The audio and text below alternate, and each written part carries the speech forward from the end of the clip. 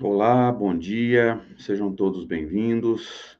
Eu sou André Sobreiro, estou aqui em Severínia com a tarefa de substituir a dona do canal, né, Michele Matar, na manhã de hoje, nesse Lições e Conexões, do dia 24 de janeiro de 2025, para conversarmos um pouquinho com o nosso convidado, que eu vou trazer para a tela daqui a alguns instantes, sobre uma das lições mais interessantes, né, do Evangelho segundo o Espiritismo, um dos capítulos mais interessantes, na minha opinião, né, uma das lições que constam desse capítulo 23 de O Evangelho segundo o Espiritismo, chamado Moral Estranha. Sejam todos bem-vindos, agradeço de coração a presença de cada um de vocês. Podem deixar suas mensagens aqui no chat, nós vamos estar de olho, trazendo para a tela, se possível, né? Deixa eu colocar aqui. Isso. Podem deixar o seu bom dia aí, por favor, até para a gente saber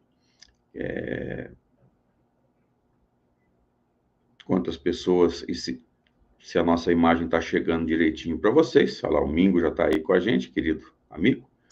Bom dia, bem-vindo. E vamos então trazer o nosso convidado para as apresentações e para a gente, sem delongas, já entrarmos no assunto. Marco Milani.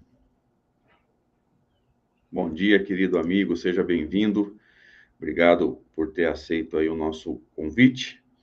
Fique à Obrigado, André. vontade para Bom dia a você e aos nossos amigos aí que estão nos acompanhando.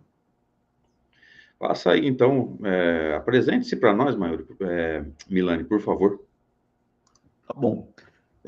Bom, rapidamente, minha proposta de estudo na doutrina, né, ela começa já aí há quase 38 anos, quando eu entrei no Espiritismo. Minha proposta sempre foi voltada aí a conhecer um pouco mais, né, da nossa realidade, e desde então eu tenho atuado no movimento espírita, principalmente nas casas espíritas que eu passei, né, sempre buscando trabalhar ou na área de assistência espiritual, na área de ensino. Eu participei de diversas áreas, né, inclusive até pela minha própria formação profissional, né, que eu sou economista, sempre me convidam para participar também da parte administrativa financeira e, enfim, de ter algum contato com a gestão da casa espírita, né? E isso fez com que eu ganhasse experiência nesse sentido também, e hoje eu atuo na USE, né, na União das Sociedades Espíritas do Estado de São Paulo, no Departamento de Doutrina e também na presidência da USE Regional de Campinas, que é aqui na região onde eu moro. Eu moro em Olambra, mas a Regional de Campinas, ela também pega, né? É uma cidade bem pertinha, Olambra, então eu atuo também nessa região. E participo também da Liga dos Pesquisadores do Espiritismo, que é um grupo formado, né, por pessoas que se dedicam aí a investigar a temática espírita, e esses pesquisadores não necessariamente são profissionais, eles podem ser também interessados na pesquisa, né, não tem nenhuma exclusividade nesse sentido, e administro o canal Educador Espírita, que tem um blog, tem o YouTube, tem também a proposta de divulgação, e aonde eu deixo arquivado aí os meus textos e as minhas palestras. Tá? Então, basicamente, seria isso, André. Um belo trabalho, né? Bastante atividade, bastante trabalho de conhecimento e transmissão, né, da doutrina espírita. Marco, o que você trouxe para a gente aí? André, nós temos hoje, como você abriu aí a nossa live, né? Dentro do capítulo 23, Moral Estranha do Evangelho segundo o Espiritismo, onde se destacam alguns trechos que as pessoas se questionam: será mesmo que Jesus disse isso? Será que houve mesmo essa interpretação? Será que foi assim que foi registrado efetivamente dentro da vida, da mensagem de Jesus? E nesse capítulo nós encontramos essa temática, né? Não vim trazer a paz, mas a espada, e é justamente um trecho que foi extraído do Evangelho de Mateus, especificamente no capítulo 10, no versículo 34, e também a gente encontra as mesmas palavras em Lucas. tá? Ou seja, não vim trazer a paz, mas a espada é um conceito, na verdade, é uma proposta de reflexão que é colocada lá no Evangelho segundo o Espiritismo, para entender o seu significado. Mas antes disso, André, e não pegando só a frase isolada, né? A gente tem que entender aonde que ela foi e por que ela foi dita, né? As pessoas pegam uma frase isolada e ficam tentando elocubrar sobre o que Jesus teria dito só com um trechinho. Tem que entender todo o contexto. E aí a gente tem que ir, não ficar só no Evangelho segundo o Espiritismo, mas tem que ir lá em Mateus mesmo, no capítulo 10, para entender o que se refere, né? O contexto aí que Jesus estava, onde ele disse essa frase. E o capítulo 10 inteiro é onde Jesus reúne os 12 apóstolos e os orienta para a divulgação da Boa Nova, inclusive para exemplificar com curas, com expulsão de demônios, né? No capítulo 10 inteiro de Mateus, Jesus orientando o que os seus apóstolos, seus discípulos fariam para divulgar a mensagem, a Boa Nova, representada pelo próprio Jesus, e as dificuldades que eles encontrariam. Então, Jesus ele coloca de uma maneira muito explícita, né, que eles encontrariam resistência, eles encontrariam, sim, dificuldades nessa proposta, e aí entra o contexto de não vir trazer a paz, mas a espada, que seria justamente a minha mensagem, a Boa Nova, ela não é uma mensagem de comodismo, ela não é uma mensagem que vai se conformar com o que já existe. Ela gera ruptura, inclusive, e isso gera desconforto. E esse desconforto, essa resistência, é justamente a espada que Jesus vem trazer da verdade, no sentido de esclarecimento, no sentido de apresentação da Boa Nova, né? Da sua mensagem, da sua explicação sobre a realidade dos seres, sobre o seu destino, sobre a sua necessidade de transformação interior em busca aí sim, do verdadeiro ato, né, que nos transformaria em seres melhores. E isso vai enfrentar toda a hipocrisia, todo o orgulho, todo o egoísmo da época, e aí entra o contexto da frase: eu não vim trazer a paz, mas a espada. A paz é justamente aquilo que as pessoas interpretam de diferentes maneiras, mas neste contexto, Jesus diz: olha, eu não vim ser mais do mesmo, eu não vim me conformar com o que existe. A espada é justamente a ação de transformação. E essa busca, essa luta, inclusive, que Jesus já orientava que eles enfrentariam, também é representada no Evangelho segundo o Espiritismo pela nossa luta interior de transformação contra o nosso orgulho e a nossa postura egoísta.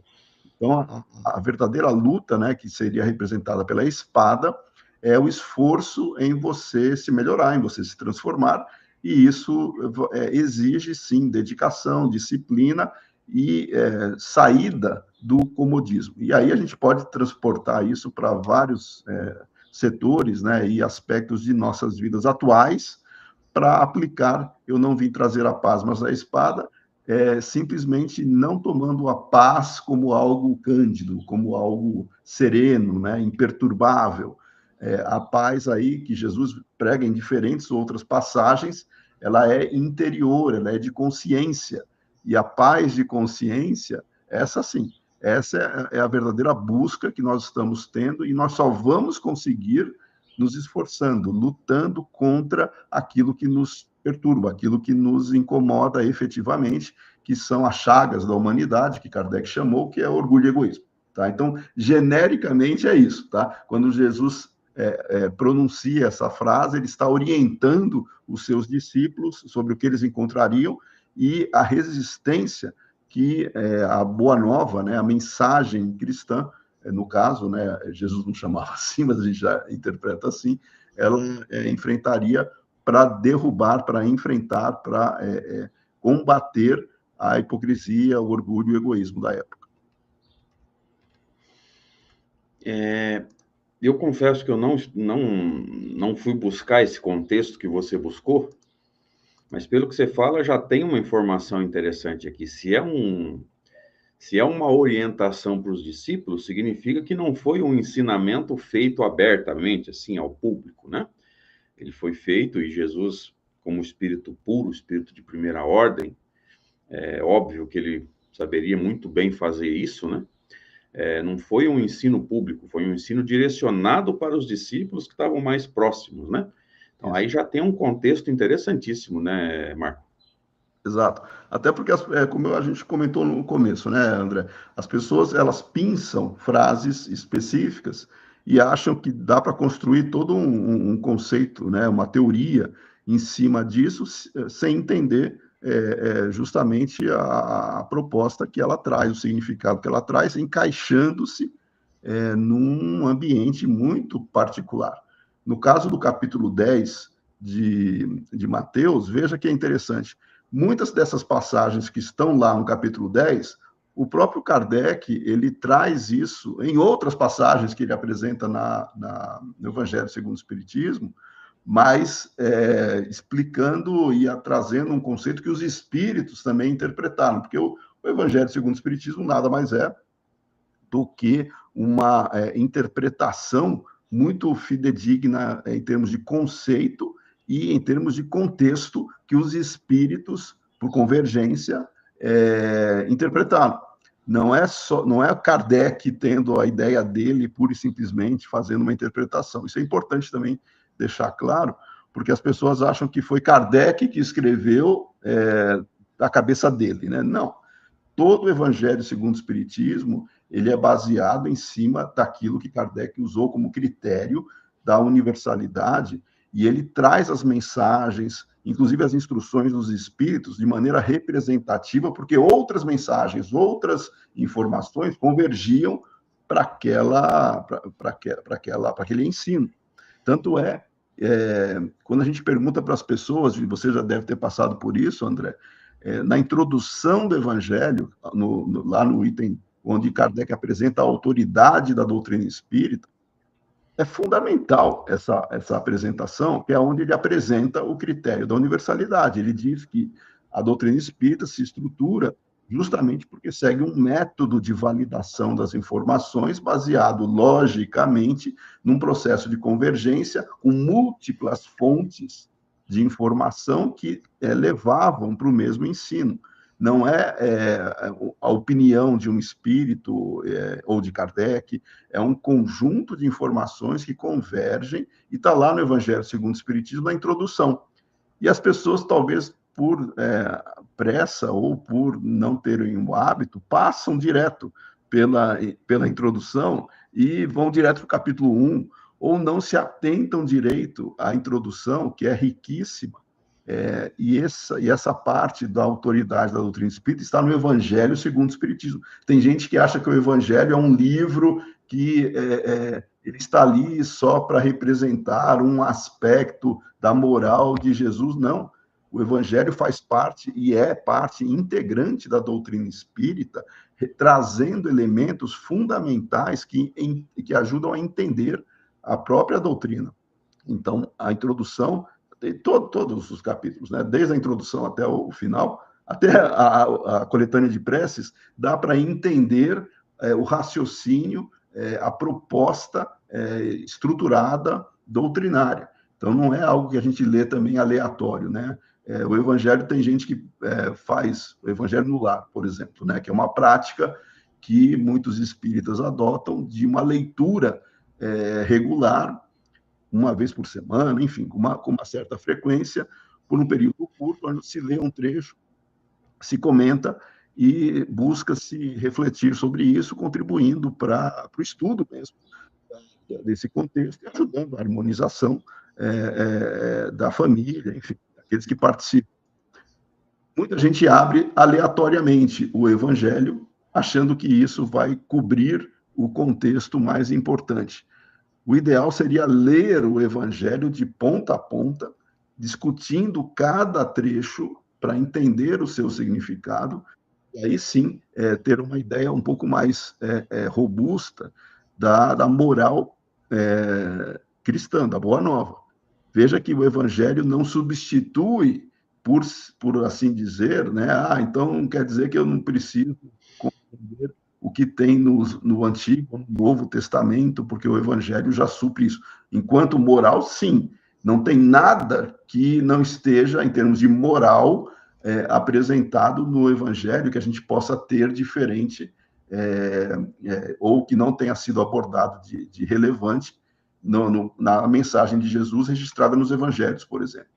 Mas na parte histórica, isso não é relevante em termos de entendimento da moral. Mas podemos sim consultar os Evangelhos quando, por exemplo, esse trecho, para entender que no capítulo 10, que Kardec pega ali o 34 versículo, né, de Mateus, é um contexto maior, aonde tem uma passagem de Jesus orientando os discípulos o que eles iriam enfrentar. Aí dá para entender por que ele disse que não veio trazer a paz, mas a espada, dizendo para os discípulos, olha, vocês não vão encontrar moleza, vocês não vão encontrar facilidades quando vocês forem pregar a boa nova, vocês vão encontrar resistência. Por quê? Porque a minha mensagem traz esse tipo de reação. É esse o contexto. Então, temos que entender, mas sem ficar preso também, achando que o que foi escrito supera os princípios espíritas ou a doutrina espírita. Não. A doutrina espírita vai além. A doutrina espírita, ela dá um passo a mais para interpretar a boa nova. E não como alguns querem fazer do espiritismo segundo o evangelho. Aí é inverter o processo de avanço no conhecimento. É o evangelho segundo o espiritismo, e não o espiritismo segundo o evangelho, que é importante deixar isso claro também. Porque senão a gente perde a sequência das revelações, né, Marco? A segunda revelação, ela vem com toda a pujança de um espírito puro, lógico, mas ela tem limitações. E aqui nós precisamos entender um contexto, né? Porque Kardec não fala dos 3 reveladores, ele fala das 3 revelações. Então, às vezes acontece essa confusão, as pessoas não entendem que nós não estamos falando de Jesus e de Kardec, muito menos dizendo que Kardec seja maior do que Jesus. Nós estamos dizendo que a terceira revelação, ela tem que ser, por uma questão lógica, maior do que a segunda, porque 1.800 anos se passaram, a ciência amadureceu, o próprio nível intelectual das pessoas cresceu, né? 1.800 anos, se tem, sem dúvida alguma, um crescimento intelectual considerável. Então, a doutrina espírita, como terceira revelação, aproveitaria do Novo Testamento ou do Evangelho aquilo que ela precisa. Aí Kardec vai dizer isso lá na introdução, que você disse muito bem. Ela é bem desconsiderada, digamos assim, né? São 4 introduções, que particularmente eu acho extraordinárias, mas o pessoal não é muito fã da introdução, das introduções, não é muito fã lá do capítulo 28, como você falou, né? Coletânea de preces espíritas, e fica negligenciando determinados textos. Mas para fechar a ideia, né? Para não me alongar muito, o Espiritismo aproveita do Novo Testamento aquilo que lhe parece realmente necessário nesse contexto de esclarecimento, né? Como você disse, é o Evangelho analisado pelo Espiritismo e não o contrário. E as pessoas, às vezes, não conseguem entender isso, né? Exatamente. Inclusive, recentemente, né, nós temos alguns colegas que estão levantando, né, todo o processo porque Kardec registrava na Revista Espírita, né, todo o processo de desenvolvimento das ideias. A Revista Espírita é um manancial riquíssimo para entender todo o processo de construção, inclusive, né, e do diálogo que Kardec teve com os espíritos, do contexto social da época, de toda a proposta que Kardec mesmo colocava como validação ou não de informações, porque não é o fato de estar na Revista Espírita que automaticamente a informação se torna um princípio doutrinário. Não. A Revista Espírita ela como Kardec dizia, um campo de ensaio, um laboratório, onde ele registrava comunicações, inclusive, e algumas das comunicações, quando se mostravam válidas, aí sim elas parariam, elas seriam destinadas às chamadas obras fundamentais, já como um conceito que foi validado pelo critério da universalidade. Aquilo que não foi validado ficava lá, mas não necessariamente seria considerado algo que fizesse parte dos princípios espíritas. Né? É importante deixar isso claro. No caso dos evangelhos, ou desse livro em particular, que foi lançado em 1864, não com este nome, né? Primeiro ele lançou com a imitação do Evangelho, mas veja que interessante, uma das propostas, quando Kardec estava dialogando com os espíritos de nome, né, para dar título a essa obra, era a moral do Evangelho segundo o Espiritismo. Ou seja, Kardec não quis reproduzir ou sintetizar ou fazer um apanhado, né, sem uma justificativa por trás, que ele deixa muito claro na introdução. O que nos importa é a moral, é o conceito perene, que não está sujeito a uma interpretação local, histórica ou temporal, né, no caso, ela é pertinente para um povo e para uma época, inclusive com finalidades disciplinares, como é o caso do Antigo Testamento, mas isso é motivo de disputas e interpretações variadas, e Kardec ele vai, e os espíritos orientam, a essência da mensagem da Boa Nova. É isso que importa, é a essência. E aqueles que também têm essa fixação, né, de querer ficar estudando só os evangelhos canônicos, a gente entende que o Espiritismo, como você disse muito bem, André, dando um passo a mais, um avanço no conhecimento, entendendo que o próprio Jesus disse que ele não podia dizer tudo e que ele rogaria ao Pai o Consolador prometido, e o Espiritismo faz esse papel, não que ele seja o único, mas ele faz esse papel de consolar pelo esclarecimento que nós já temos hoje em termos de capacidade, em termos de informação, e naquela época um povo rude, sem noção do abstrato, com dificuldade para entender a própria realidade, teria capacidade de assimilar. Jesus diz isso, e Jesus participa da elaboração do Espiritismo, ou seja, quem acha que... Isso eu já falei várias vezes, né? Muitas pessoas indevidamente dizem o seguinte: vamos estudar o Evangelho de Jesus e a doutrina espírita. Falso, porque a doutrina espírita já contempla a moral de Jesus. Você não vai... como se fossem coisas diferentes, coisas distantes, né? Não. Dentro da doutrina espírita já está a moral desenvolvida cristã. O evangelho, que as pessoas gostam de usar esse termo, é muito mais, talvez, culturalmente uma proposta igrejeira, porque tem muita gente ainda subordinada e vinculada às tradições, porque vieram de filosofias tradicionais, né, seja católica, protestante, enfim, qualquer outra, e ela sente falta desse tipo de vínculo, desse tipo de referência, e ainda não entendeu que o Espiritismo ele é muito mais amplo nesse processo. Então, estudando o Espiritismo, nós já estamos estudando a moral cristã, mas não dispensa você entender o contexto histórico, a formação, tanto do Antigo quanto do Novo Testamento. Isso não se dispensa. Mas ninguém vai ficar preso no passado, sendo que o presente é muito mais desenvolvido em termos de conhecimento. Seria dar um passo atrás. Então, nós avançamos. Progresso é isso. Nós não estamos desrespeitando, como você disse também, em momento algum, as figuras. Né? No caso de Jesus, nossa, nós estamos desprezando Jesus. Não, Jesus está no Espiritismo. Então, ninguém despreza esse processo de compreensão. E aí tem que entender as palavras de Jesus, porque está lá no Livro dos Espíritos. É o modelo e guia que nós temos que estudar, mas em termos morais. Modelo e guia, está no Livro dos Espíritos. O contexto doutrinário, ele prevê uma interpretação da realidade onde nós espiritualmente vivemos, do progresso, do processo evolutivo do ser, da sua compreensão ontológica, de quem somos, de onde viemos, para onde iremos. Para essa compreensão, a receita que nós temos para o aprimoramento moral e intelectual necessário ao processo evolutivo do ser, aí nós encontramos em Jesus modelo e guia. Mas não é exclusivismo, porque 2/3 da população mundial são cristãs, 2/3. Ou seja, então só quem é cristão é que tem as referências para evoluir. Não.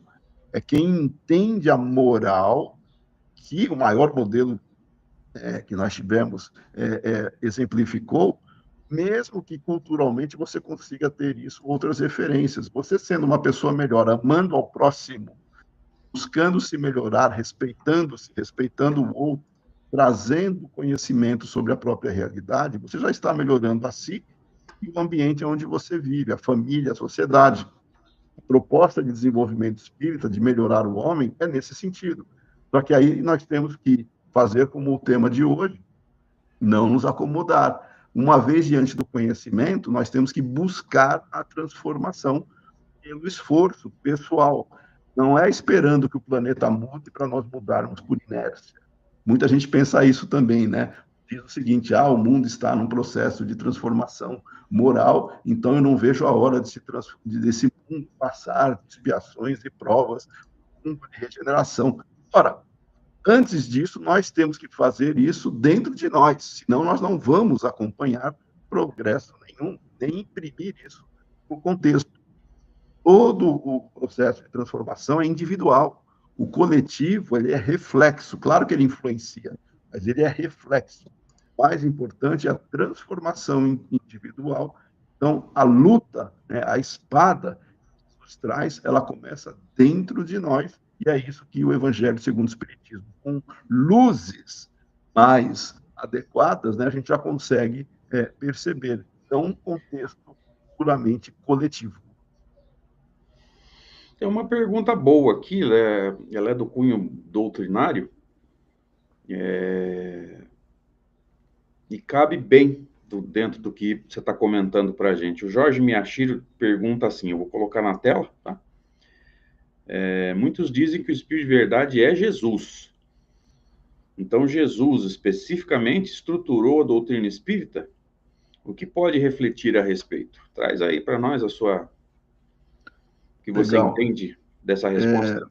Bom dia, Jorge, né? Jorge, Sim. isso. A gente sabe que muita gente vai assinar, né, ou bater o pé de que o Espírito de Verdade é Jesus, porque tem uma mensagem no Evangelho que lembra Jesus quando diz: eu vim como outrora entre os desgarrados filhos de Israel, e por aí vai. E temos também pessoas que dizem que não, que Jesus era um espírito, e Kardec diz isso nas suas reflexões sobre como se iniciou no espiritismo, colocando Jesus como um antigo filósofo da antiguidade. E nós entendemos que essa discussão ela é irrelevante, porque, sendo ou não o Espírito da Verdade Jesus está presente do contexto de orientação, o Espírito de Verdade é completamente alinhado, se não for o próximo, completamente alinhado com a proposta cristã. Tá? Então, essa afirmação, como alguns dizem, sem nenhum pudor, né? Não, o Espírito de Verdade é Jesus, ok, quem acha que é, perfeito, quem acha que não é também, isso é interpretação pessoal. O que nós temos que entender é que a doutrina espírita, sim, ela reflete toda a moral cristã, e Jesus, obviamente, participa desse processo. Jesus ele é citado não somente como uma referência histórica ou passado, Jesus é citado como um espírito atuante no processo de desenvolvimento moral da humanidade, mas também na estruturação da doutrina espírita. Então, sim, o Espírito de Verdade representa todo o contexto que Jesus também veio exemplificar. E veja que interessante, agora uma informação para se pensar, tá? Culturalmente, Brasil em particular, nós tivemos uma tradição católica muito forte até os anos 70, 80, praticamente toda a população ela era ou se autodeclarava católica, com percentuais muito pequenos de outras doutrinas, filosofias, religiões. Posteriormente, vem caindo o número de adeptos formais do catolicismo e aumentando de evangélicos e outros. Tá? Não é a crença particularizada, institucionalizada de cada um que vai fazer com que a pessoa tenha uma interpretação de Jesus pura e simplesmente como como Deus, né? No Espiritismo, Jesus não é Deus. A gente sabe que Jesus é um espírito como nós, cujo processo evolutivo já se desenvolveu de tal maneira que ele é considerado um espírito mais perfeito, né, que nós temos como referência, e nós, ao desvincularmos a identidade de Jesus, de Deus, nós temos uma interpretação muito específica sobre como tratar os espíritos, principalmente os espíritos evoluídos, os espíritos puros, que podemos chamar assim. Só Jesus é espírito puro? Não. Todos nós, potencialmente, também somos espíritos puros, só que nós vamos nos realizar ainda.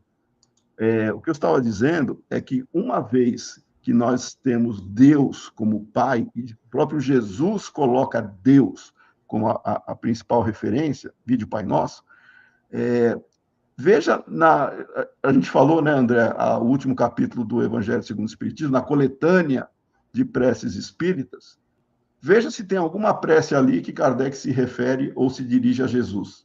São todas a Deus.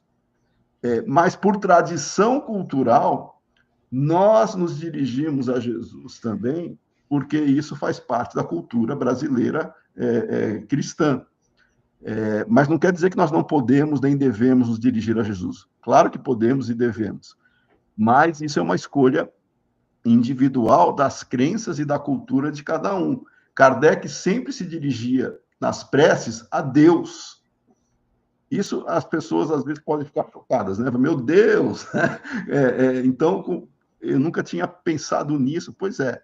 Então, olha lá na coletânea de preces e veja que Deus, o nosso Pai, é a nossa referência. Pode-se fazer por Jesus? Pode, claro que pode, né? Culturalmente, isso é muito forte. Mas o mais importante é que o espírito de verdade, seja ou não Jesus, ou qualquer outro espírito puro, ele está vinculado a Deus. E é a Deus como nós estamos. E é a Deus que a tudo nós devemos, e é a Deus que a tudo nós devemos também nos direcionar em termos de agradecimento, como diz, né, a característica da prece, louvar, pedir e agradecer. Deus é a nossa referência, tá? Mas respeitando todo o processo de exemplo que esses grandes espíritos mais evoluídos já trouxeram para a Terra, e Jesus é o maior deles. Talvez a gente possa pensar, né, Marco, que essa espada a qual Jesus se refere, nesse trecho que nós estamos comentando, que você está comentando, tenha uma versão, digamos assim, né, interna, do conflito íntimo, da dificuldade íntima que todos nós naturalmente temos para vencer a nós mesmos, e uma versão, digamos assim, externa, né, do conflito externo, para que a gente possa praticar aquilo que a gente foi aprendendo e vencendo o conflito interno. Ou seja, eu aprendi, eu tenho que praticar e vou encontrar uma resistência fora, né, das pessoas que ainda não entenderam o que nós já conseguimos entender, e embora nós não sejamos melhores do que ninguém só por sermos espíritos, a gente não pode negar também que o espiritismo é extremamente esclarecedor quando bem compreendido. Quando a obra de Kardec é bem compreendida, ela traz um esclarecimento, né?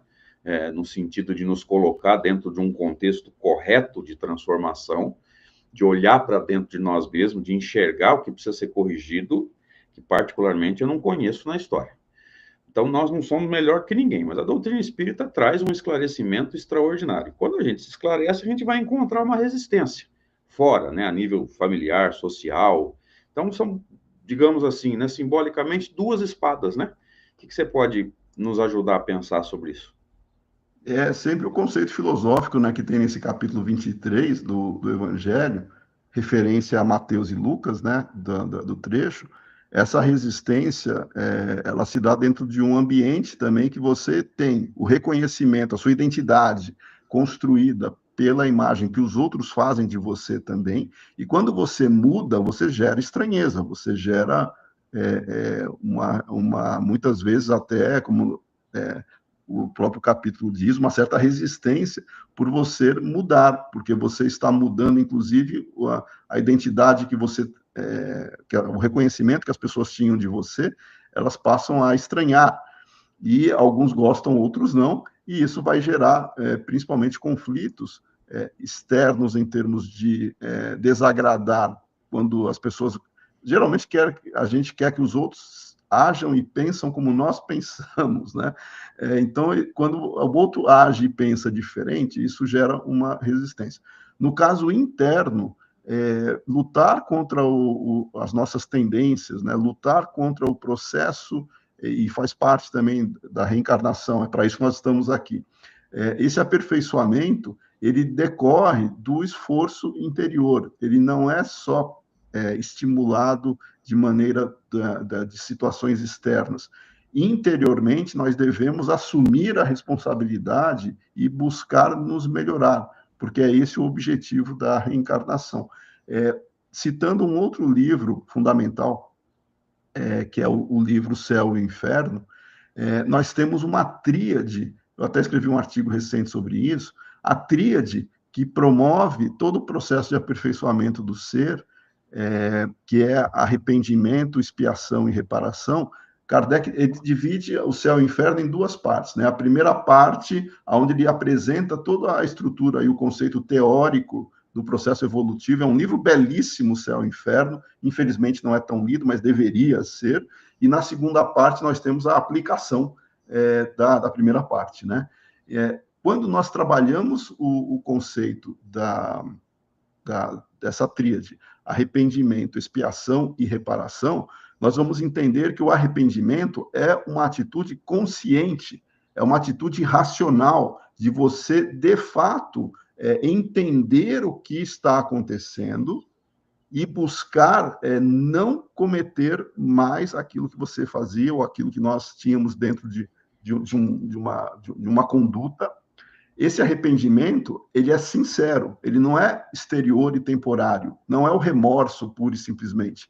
O arrependimento é uma conscientização de conduta que nós buscamos não ter, ou não gostaríamos de ter tido, e que nós temos que vivenciar experiências, que daí entraria a expiação, para extirpar, para tirar de nós aquilo, a motivação que ainda nos faz agir desta ou daquela maneira que nos desagrada.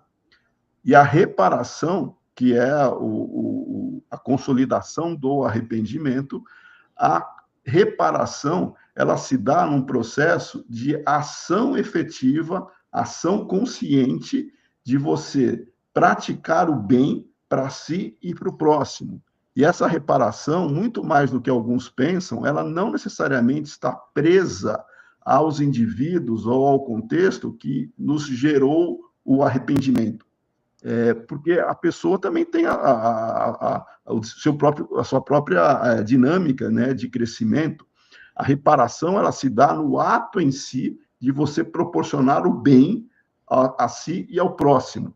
E aqueles que estavam vivenciando experiências junto conosco de erros, cada um no seu ritmo está buscando essa superação, mas sempre vai passar pelo arrependimento sincero. A expiação não é um processo de punição pura e simplesmente. A expiação é uma oportunidade evolutiva de nós nos depararmos com situações para estimular o esforço para combater as nossas más tendências e extirpar a motivação, principalmente fruto do orgulho e do egoísmo, que nos proporcionaram uma atitude. E a expiação, geralmente, ela é envolvida em situações mais desafiadoras, muitas vezes a dor entrando também nesse processo, para despertar o ser, mas não como forma de punição. Não existe expiação sem arrependimento prévio, porque a pessoa pode sofrer e não se conscientizar nem aprender com aquilo, não adiantou nada em termos de desenvolvimento do ser, não é a dor em si. E tem gente que acha que expiação é punição. Não existe punição no Espiritismo, existe aprendizagem no sentido de nós vivenciarmos experiências para nos transformarmos e praticarmos o bem, para nós e para o próximo. E para aprender no nosso nível evolutivo, para nós despertarmos, infelizmente a dor entra como processo pedagógico, mas não que nós, todos nós, né? Nós não nascemos para sofrer necessariamente, nós nascemos para aprender. E nesse processo de aprendizado, aí sim, a gente pode ter momentos de despertamento. No caso da luta que o André traz muito bem, interior, essa luta é esse processo de desenvolvimento que pode ser tanto na tríade, né? No período de arrependimento, de expiação e de reparação. A tríade, ela entra e vai consolidar a necessidade do ser em se autodescobrir e praticar o bem. A luta é essa, é o autodescobrimento e a prática do bem, enfrentando os desafios, a resistência que os outros muitas vezes podem proporcionar, mas o mais importante não é o outro, somos nós, que nós podemos lutar contra nós mesmos em termos de hábitos do homem velho, que é aquilo que Paulo dizia, né, do bom combate. Esse é o maior desafio. Os outros estão no processo evolutivo de cada um. Mas vencer a nós mesmos, esse é o maior desafio, que é o que está no capítulo 23 do Evangelho segundo o Espiritismo. Que é um capítulo belíssimo, né? Só para a gente dar uma passadinha, né? Não foi só essa fala de Jesus, considerada polêmica, digamos assim, né? E aí se pensou, né? Será que realmente um espírito desse nível, né? Um ser dessa magnitude realmente falaria isso? Não vim trazer paz, vim trazer a espada.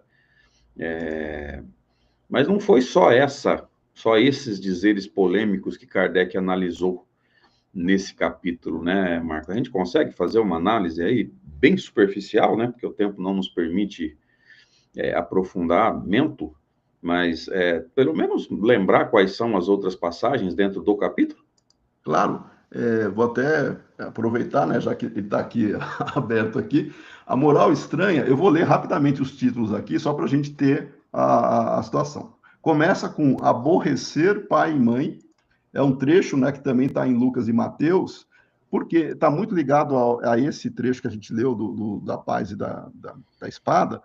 Quando você se dispõe a melhorar, você vai enfrentar desafios e vai aborrecer, no caso, tornar desgostoso, né, ou incomodar muita gente, mas a família, os laços, aqui é simbolicamente representado por pai e mãe, são as relações já pré-estabelecidas, os vínculos mais fortes que nós temos, e quando nós nos propomos a mudar, nós temos que superar aquilo que já existe muitas vezes, em termos de acomodação, e aborrecer, no caso, inclusive, aqueles que estão próximos de nós, porque a mensagem de transformação, ela é maior e ela exige ruptura, ela exige superação de vínculos antigos que sejam, que não são adequados. É simbólico isso, não é, obviamente, aborrecer pai e mãe no sentido literal, porque isso seria até uma contradição com a prece do Pai Nosso, né? Honrar pai e mãe. O honrar pai e mãe é justamente o respeito que nós devemos ter, sim, aos familiares, no caso pai e mãe, porque é uma questão digna, né, do ser que ama, independentemente dos defeitos, das imperfeições que cada um carregue, o respeito, o honrar o pai e mãe, isso é fundamental. Mas esse aborrecer pai e mãe é no sentido simbólico de que, ao buscarmos a nossa melhoria, a gente vai necessariamente esbarrar aí em vínculos antigos que necessariamente vão gerar desconforto. Então, esse é um deles, viu, André? Aqui na sequência, abandonar pai, mãe e filhos, é a mesma coisa. Veja a relação que Jesus coloca com a família, que na época era fundamental e hoje também né? A família é sempre o núcleo essencial do indivíduo, então demonstraria os laços mais íntimos, mais fortes que nós teríamos, e a boa nova, ou a conscientização da necessidade de mudança, enfrentaria, inclusive, a pressão e as relações tradicionais. Simbolicamente é isso que a gente teria. O abandonar pai, mãe e filhos é nesse sentido, nunca no sentido literal, de que você vai abandonar no sentido não gerar conforto ou não suportar, não cuidar de pai, mãe e filhos. Não, é completamente diferente em termos de responsabilidade, é simbólico. O outro, deixai os mortos enterrar os seus mortos. Mesma coisa em termos de vínculos.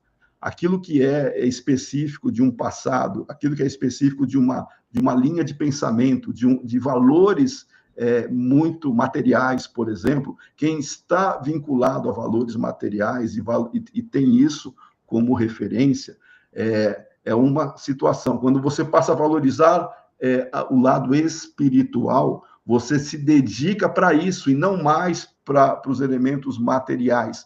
Então, deixar os mortos enterrar os seus mortos também é um deslocamento das prioridades que nós damos para os valores espirituais em contrapartida aos valores materiais. Não vim trazer a paz, mas a espada é esse que nós exploramos agora. E é isso, André. Basicamente, ele faz esse apanhado de aparente contradição com uma fala de mansuetude, uma fala de paz, uma fala de harmonia, trazendo o desconforto, a luta, o embate, mas é o bom combate, é o bom embate, no sentido contra o orgulho, contra o egoísmo, contra a hipocrisia, contra aquilo que está tradicionalmente instaurado, não só na sociedade, mas principalmente dentro de nós, pelo atavismo que nós temos, pelas tendências de outras encarnações, que nós temos que nos deparar com elas, nos incomodarmos, nos arrependermos e nós nos transformarmos. Esse é o processo. Eu estava olhando aqui, inclusive, enquanto você falava, Marco, é um dos capítulos em que acontece uma quebra, vamos dizer assim, na estrutura dos capítulos, né? Porque a gente conhece o Evangelho segundo o Espiritismo como maneira de Kardec construir os capítulos, né? Passagens do Novo Testamento, comentários de Kardec e depois o comentário dos Espíritos. Eu estava olhando aqui enquanto você falava, esse é um dos capítulos que quebra essa estrutura porque não há instruções dos Espíritos. Alguns capítulos acontece isso, né? Por exemplo, no capítulo 20, que é o Trabalhadores da Última Hora, não há o comentário de Kardec, ele passa da parábola direto para as instruções dos Espíritos. E nesse capítulo 23 não há instruções dos Espíritos, ele fica no comentário dele a respeito de cada passagem do Novo Testamento. Então, é um capítulo que, né, é uma exceção dentro dessa regra, né, que é essa estrutura que Kardec adota na construção dos capítulos, né? Você já percebeu isso, com certeza. Mas mesmo o texto que está apresentado nesse capítulo, ele é fruto de comunicações dos espíritos, né? A interpretação que é dada, Kardec reúne e apresenta isso como ensino convergente, como ensino dos espíritos, né? Isso é importante, André, é bem interessante você levantar isso, porque quando a pessoa não vê lá um nome de um espírito que seja, né, ou de uma instrução específica, ela, então é Kardec escrevendo. É Kardec escrevendo, sintetizando o ensino dos espíritos. Quando não é decorrente dessa proposta de convergência universal, Kardec apresenta e explicita, e ele diz, olha, isso daqui é uma teoria, isso aqui precisa ser validado, isso daqui ainda está em fase ou necessita de aprofundamento. Kardec, ele é muito honesto nesse ponto, de não assumir a responsabilidade ou a autoria da ideia em si, sem ter passado pelo crivo racional e da universalização do ensino. E no caso do Evangelho é a mesma coisa, né? E é uma dúvida, né, que Kardec tinha também e apresentava ali em termos de contradição sobre essas passagens. Será que elas existiram mesmo? Aí vieram os espíritos nesse capítulo e disseram, não, elas existiram mesmo. Porque Kardec chega a perguntar, será que não, ocorreu mesmo, né, esse tipo de frase, de fala? E os espíritos dizem, ocorreu sim, mas aí eles explicam o contexto que aconteceu. Então é bem interessante isso também, e também o fato de não ter uma instrução dos espíritos. No Evangelho segundo o Espiritismo não tem mesmo, como você está colocando. Na Revista Espírita, a gente pode encontrar comunicações que estão vinculadas a trechos como esses. E aí, só para não... Desculpem. Só para não deixar passar, o fato de não ter instrução dos Espíritos, ou o fato de não ter o comentário de Kardec, como nós dissemos, com relação ao 20º capítulo, enfim, o fato de sair dessa estrutura padrão não altera em nada, né, a grandeza do capítulo, a sabedoria de Allan Kardec ao montar, né, esse conhecimento e estruturá-lo em alguns capítulos de uma forma um pouquinho diferente, mas não altera, né, a grandeza do capítulo, do objetivo, o quanto a gente pode absorver em termos de conhecimento desses capítulos, né, Marco? Exatamente. Eles têm que ser lidos em conjunto, né, André? Para entender as referências, porque é uma sequência praticamente. Começando no Livro dos Espíritos, todo o processo de construção do conhecimento espírita, ele se dá numa apresentação racional, e eu não diria sequencial, mas diria lógica, em termos de encadeamento dos conceitos e de aperfeiçoamento e aplicação desses conceitos. Então, o Livro dos Espíritos lança os princípios e valores, né, os conceitos básicos, e a aplicação se dá nas demais obras fundamentais. Tanto é que o Evangelho segundo o Espiritismo é a aplicação da parte 3 do Livro dos Espíritos, que são as leis morais. Então, as leis morais, elas estão aplicadas no Evangelho segundo o Espiritismo, ou seja, estão encadeadas, estão devidamente coordenadas. E para quem acha que é só aí que para trechos e falas e interpretações do Evangelho, não. Pega o céu e o inferno, mas pega a Gênese também em particular, tem capítulos da Gênese específicos para tratar dos milagres, por exemplo, que nós temos ali, com uma explicação racional sob a ótica espírita. Então, a mensagem cristã, ela está presente em todas as obras, mas a interpretação, ela se dá num processo de construção racional, de consolidação dos princípios espíritas nestas obras. E a Revista Espírita dando suporte. Na verdade, Kardec tem 23 títulos, né? Esses 23 títulos, todos são relevantes para entender o processo de apresentação não só dos princípios e valores, mas da própria doutrina, em termos de construção. A gente pega a Viagem Espírita, de 1862, por exemplo. É um livro belíssimo, belíssimo, onde Kardec apresenta o contexto da época, né? As dificuldades, os desafios e as orientações aos grupos espíritas, baseados no ensino dos espíritos, com relação a diferentes temas, que estão também presentes nas obras fundamentais, claro, mas lá seria também mais uma aplicação direta dos grupos espíritas que estavam se formando quando Kardec apresenta os seus relatos. Ele visitou cerca de 20 cidades, né? Então, veja a relação que nós temos da construção do espiritismo enquanto movimento também espírita, ela, paralelamente, ela se dá com a compreensão e esclarecimento desses pontos.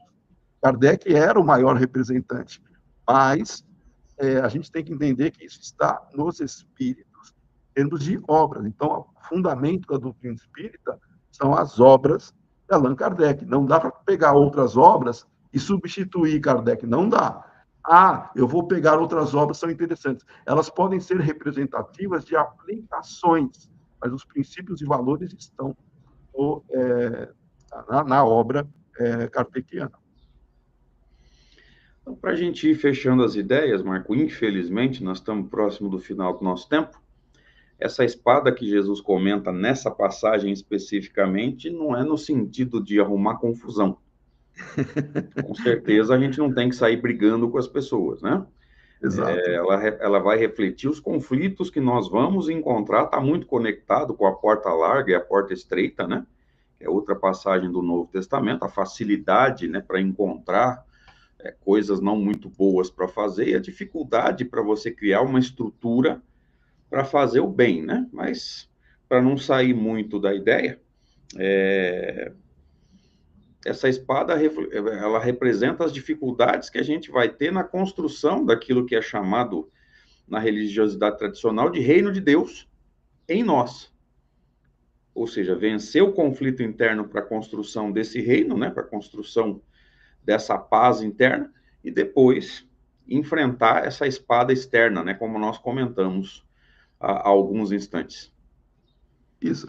A espada ela pode ser representada, como você está dizendo, pelo esforço e disciplina para combater ou para enfrentar as intempéries, né? Ou enfrentar a luta mesmo, né? A luta contra o orgulho e o egoísmo. Então, é o esforço e disciplina, perseverança que representa a espada, que vai gerar desconforto, né? Porque o ambiente é inóspito contra o orgulho e o egoísmo, mas justamente é para isso que nós reencarnamos. Aquele que se acomoda ou acha que reencarnou de férias não entendeu ainda o sentido dessa palavra do combate, né, que a espada veio trazer. Ninguém reencarnou para ter a paz de descanso, não. É paz de consciência mesmo diante de ambientes tumultuados. É essa a verdadeira paz que nós estamos buscando. Os ambientes tumultuados, dado o nosso nível evolutivo, nós vamos enfrentar mesmo, mas nós podemos ter paz dentro deste ambiente. Jesus, sendo crucificado, estava em paz, porque ele já tinha alcançado essa condição. Mas o ambiente era tremendamente violento, contrário, mas ele trazia a paz consigo. É essa a verdadeira paz, e não a paz aparente, o comodismo, da conformidade àquilo, à tradição que muitas vezes está arraigada em orgulho e egoísmo. É isso que nós vamos combater. É isso, André. É isso. Marco, obrigado por ter aceito esse convite, obrigado por ter estado com a gente nessa manhã. Foi muito agradável e muito esclarecedor. Eu tenho certeza que todos os amigos que estão com a gente aí concordam comigo.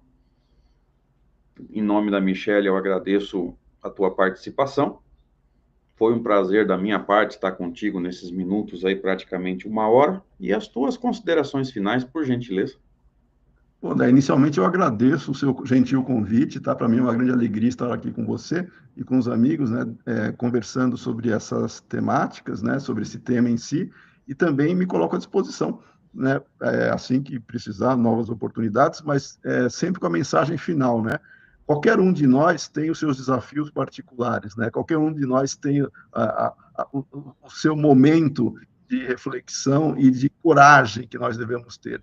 Vamos abraçar essa mensagem cristã da luta, mas da boa luta, não contra os outros, contra as nossas imperfeições. E é isso que a gente está aqui para vencer. Muita paz a todos. Então, valeu, gente. Michelle, obrigado por ter lembrado da gente. Ela está aqui, inclusive, a Michelle Matar, Evangelho e Poesia, né? Que é o nome final, o nome inicial, vamos dizer assim, né? O canal foi criado com esse nome. Obrigado por ter lembrado da gente quando não pôde realizar o programa. Marco, obrigado mais uma vez por ter aceito esse convite. Obrigado a todos pela presença. Até uma próxima oportunidade. Semana que vem, para a alegria da maioria, a Michelle está de volta. Um abraço, gente. Até mais.